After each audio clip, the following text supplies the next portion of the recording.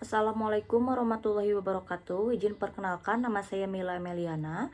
Saya dari Prodi D3 Kebidanan. Di sini saya akan menjelaskan tentang peraturan dan perundang-undangan yang melandasi tugas, fungsi, dan praktik kebidanan. Peraturan perundang-undangan yang melandasi pelayanan kesehatan, yaitu Undang-Undang Kesehatan Nomor 23 Tahun 1992 tentang tugas dan tanggung jawab tenaga kesehatan. Jadi, nakes adalah setiap orang yang mengabdikan dirinya dalam bidang kesehatan serta memiliki pengetahuan dan keterampilan melalui pendidikan di bidang kesehatan untuk jenis tertentu memerlukan kewenangan dalam melakukan upaya kesehatan. Di dalam menjalankan tugasnya, tenaga kesehatan dipengaruhi oleh kode etik, standar pelayanan medis, sistem reka medik, sarana dan teknologi pengobatan dan peralatan. Adapun kepastian hukum dan perlindungan hukum bagi pemberi maupun penerima pelayanan kesehatan yaitu yang ke-1 Pasal 53, tenaga kesehatan berhak memperoleh perlindungan hukum dalam melaksanakan tugas sesuai dengan profesi. Tenaga kesehatan dalam melakukan tugasnya berkewajiban untuk memenuhi standar profesi dan menghormati hak pasien. Tenaga kesehatan untuk kepentingan pembuktian dapat melakukan tindakan terhadap seseorang dengan memperhatikan kesehatan dan keselamatan yang bersangkutan. Ketentuan mengenai standar profesi dan hak-hak pasien sebagai dimaksud dalam ayat 2 ditetapkan dengan peraturan pemerintah. Yang kedua, Pasal 54 terhadap tenaga kesehatan yang melakukan kesehatan atau kelalaian dalam melaksanakan profesinya dapat dikarenakan tindakan disiplin, penentuan ada tidaknya kesalahan atau kelalaian yang dilakukan oleh Majelis Disiplin Tenaga Kesehatan. Yang ketiga, Pasal 55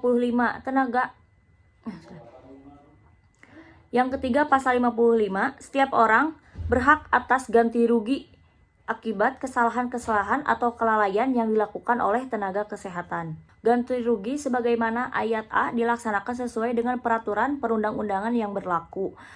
Tugas dan tanggung jawab tenaga kesehatan dijelaskan dalam Pasal 6, yaitu bertugas mengatur, membina, dan mengawasi menyelenggarakan upaya kesehatan.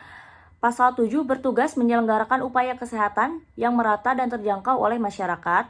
Pasal 8 bertugas menggerakkan peran serta masyarakat dalam menyelenggarakan dan pembayaran kesehatan dengan memperhatikan. Pasal 8 bertugas menggerakkan peran serta masyarakat dalam menyelenggarakan dan pembiayaan kesehatan dengan memperlihatkan fungsi sosial sehingga pelayanan kesehatan bagi masyarakat yang kurang mampu tetap terjamin. Pasal 9 bertanggung jawab untuk meningkatkan derajat kesehatan masyarakat. Di sini ada peraturan perundang-undangan nomor 32 tahun 1996 tentang tenaga kesehatan. Jadi, bidan harus menyadari bahwa dalam menjalankan tugasnya, mereka tidak saja bertanggung jawab secara kesehatan kepada pasien, namun juga bertanggung jawab di bidang hukum. Hubungan bidan dan klien dari aspek hukum adalah hubungan antar subjek hukum. Pemahaman dan pendalaman peraturan yang berhubungan dengan profesionalisme akan memberi keyakinan kepada bidan dan menjaga mereka untuk selalu berada di jalur yang aman, sehingga tidak melanggar etika dan ketentuan hukum. Tenaga kesehatan dirumuskan dalam Pasal 1-3, yaitu peraturan yang menyatakan tenaga kesehatan adalah setiap orang yang mengabdikan dirinya di bidang kesehatan yang untuk jenis tertentu memerlukan kewenangan dalam melakukan upaya kesehatan. Yang kedua, Pasal 32 ayat 4 dinyatakan bahwa pelaksanaan pengobatan dan perawatan hanya dapat dilakukan oleh tenaga kesehatan yang berwenang untuk itu. Nah, di sini yang terakhir yaitu Pasal 50 tentang kesehatan, bertugas menyelenggarakan atau melakukan kegiatan sesuai dengan bidang keahlian dan atau kewenangan tenaga kesehatan yang bersangkutan.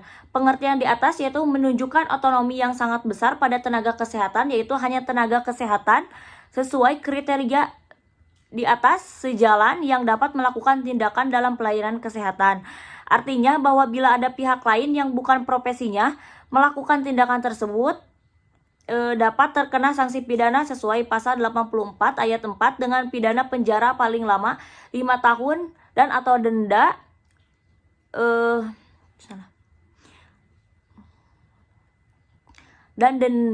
sebesar 100 juta rupiah dalam pelaksanaan pelayanan kesehatan.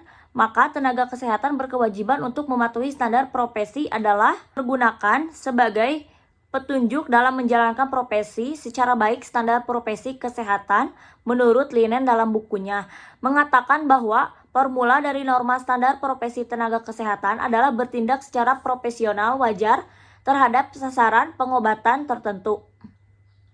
Bagi tenaga kesehatan, jenis tertentu dalam melaksanakan tugas profesinya berkewajiban untuk, yaitu yang pertama menghormati pasien, yang kedua menjaga kerahasiaan identitas dan data kesehatan pasien, yang ketiga memberikan persetujuan terhadap tindakan yang akan dilakukan, yang keempat membuat dan memelihara rekam medis.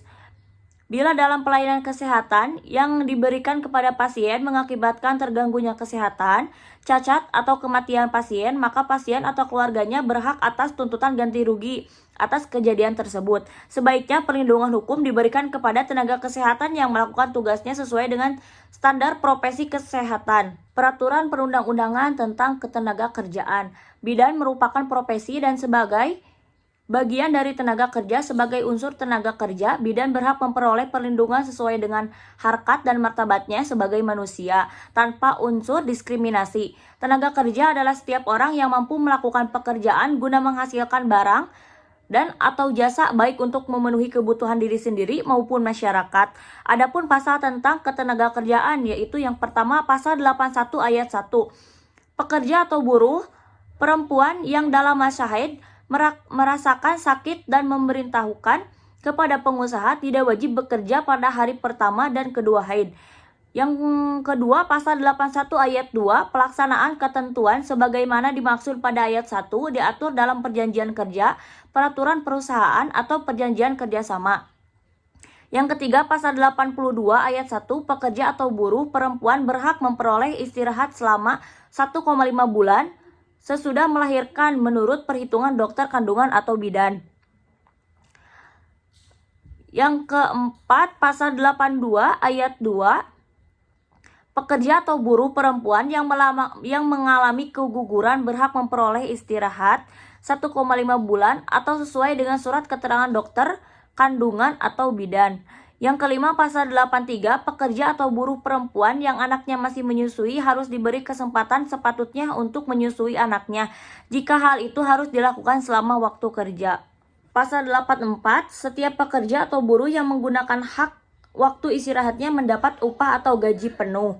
Kemenkes RI nomor 900 Menkes SK Pi 211/2000. Ketentuan hukum dalam pasal 1, yaitu dalam keputusan menteri ini yang dimaksud dengan yang ke-1, bidan adalah seorang wanita yang telah mengikuti program pendidikan bidan dan lulus ujian sesuai dengan persyaratan yang berlaku.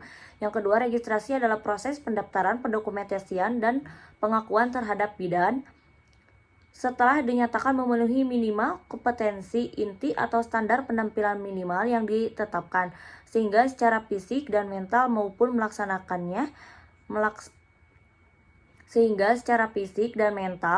melaksanakan praktek profesinya. Kelengkapan registrasi sebagaimana dimaksud pada ayat 1 antara lain meliputi fotokopi jasa bidan, fotokopi transkrip nilai akademik, surat keterangan sehat dari dokter, pas foto ukuran 4x6 sebanyak 2 lembar. Terus bentuk permohonan SIB sebagaimana dimaksud pada ayat 1 tercantum. Bentuk permohonan SIB sebagaimana dimaksud pada ayat 1 tercantum dalam formulir 2 terlampir. Pasal 4, Kepala Dinas Kesehatan Provinsi atas nama Menteri Kesehatan melakukan registrasi berdasarkan permohonan sebagaimana dimaksud dalam pasal 3 untuk menerbitkan SIB. SIB sebagaimana yang dimaksud pada ayat 1 dikeluarkan oleh Kepala Dinas Kesehatan Provinsi atas nama Menteri Kesehatan dalam waktu selambat-lambatnya 1 bulan sejak permohonan diterima dan berlaku serta nasional. Bentuk dan isi SIB sebagaimana tercantum dalam formulir 3 terlampir. Sekian dari saya, mohon maaf bila ada kesalahan. Wassalamualaikum warahmatullahi wabarakatuh.